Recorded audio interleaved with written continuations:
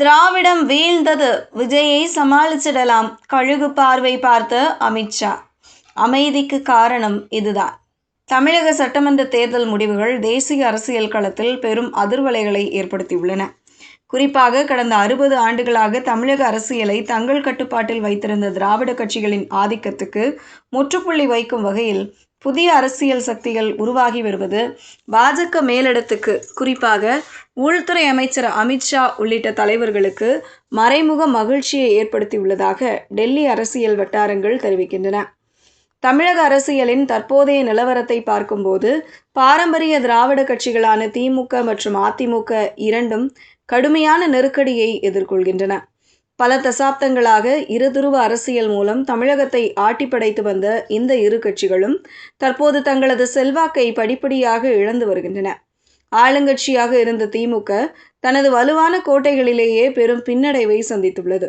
மக்கள் மத்தியில் எதிர்பார்ப்புகள் அதிகரித்த நிலையில் நிர்வாக தோல்விகள், ஊழல் குற்றச்சாட்டுகள் மற்றும் இளைஞர்களிடையே உருவாகிய மாற்றத்தின் தாக்கம் ஆகியவை திமுகவுக்கு பெரும் சவாலாக அமைந்துள்ளன. எதிர்க்கட்சியாக இருந்த அதிமுகவோ உட்கட்சி பூசல்கள், தலைமை பிரச்சனைகள் மற்றும் தொடர் தோல்விகளால் மக்கள் மத்தியில் தனது நம்பகத்தன்மையை இழந்துவிட்டது. திராவிட சித்தாந்தம் என்ற முழக்கம் இன்று தமிழக இளைஞர்களிடையே பெரும் ஈர்ப்பை இழந்து விட்டதை இந்த தேர்தல் முடிவுகள் தெளிவாக காட்டுகின்றன. இந்த இடைவெளியை நிரப்பும் வகையில் விஜய் தலைமையிலான தமிழக வெற்றி கழகம் உருவெடுத்துள்ளது. சினிமா, கவர்ச்சி மற்றும் மாற்றம் வேண்டும் என்ற இளைஞர்களின் ஆவலை முன்னிறுத்தி விஜய் பெரும் மக்கள் ஆதரவை பெற்றுள்ளார். ஆட்சிக்கே வந்தாலும் அவரது கட்சிக்கு இன்னும் வலுவான கொள்கை அடித்தளம் உருவாகவில்லை என்பது பாஜக மேலிடத்தின் மதிப்பீடு.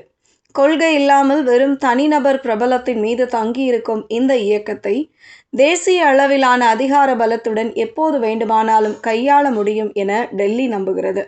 முக்கியமாக திராவிட கட்சிகளின் பாரம்பரிய வாக்கு வங்கியை விஜய் சிதறடித்துள்ளது பாஜகவுக்கு பெரும் சாதகமாக அமைந்துள்ளது. மற்றொரு முக்கிய நகர்வு தமிழக பாஜக தலைவராக இருந்த அண்ணாமலையின் விலகல். அவர் புதிய அரசியல் இயக்கம் தொடங்கப் போவதாக அறிவித்துள்ளது பலருக்கு பாஜகவுக்கு பின்னடைவாக தோன்றலாம். ஆனால் அரசியல் பார்வையாளர்கள் இதை பாஜகவுடன் இணைந்த தந்திரோபாய வியூகமாகவே பார்க்கின்றனர்.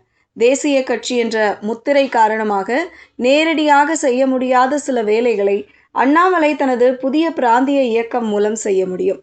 திராவிட சித்தாந்தத்தை வெறுக்கும் ஆனால் தமிழ் உணர்வு கொண்ட லட்சக்கணக்கான இளைஞர்களை அவரால் ஈர்க்க முடியும். இந்த இளைஞர் பட்டாளத்தை திரட்டி திராவிட எதிர்ப்பு வாக்குகளை ஒருங்கிணைப்பதே இந்த நகர்வின் முக்கிய நோக்கமாகும். இந்த அனைத்து நகர்வுகளும் இறுதியில் தமிழகத்தில் பாஜகவின் வலுவான கால் தடத்தை பதிப்பதற்கான முன்னேற்பாடுகளே என்பது தெளிவாகிறது. திமுக, அதிமுகவின் பலவீனம், விஜய் மூலமான வாக்கு பிரிவினை, அண்ணாமலை மூலமான இளைஞர் ஆதரவு ஆகிய அனைத்தும் பாஜகவின் தேசியவாத அரசியலுக்கு சாதகமான சூழலை உருவாக்குகின்றன. டெல்லி மேலிடம் இந்த குழப்பமான அரசியல் சூழலை சரியாக பயன்படுத்தி அடுத்த சில ஆண்டுகளில் தமிழக அரசியலில் பாஜக ஒரு மாபெரும் சக்தியாக நுழையும் வியூகத்தை வகுத்துள்ளதாக கூறப்படுகிறது. தமிழக அரசியல் வரலாற்றில் ஒரு புதிய அத்தியாயம் எழுதப்படும் நாட்களுக்கு இன்னும் அதிக தூரம் இல்லை என்பதே தற்போதைய யதார்த்தம்.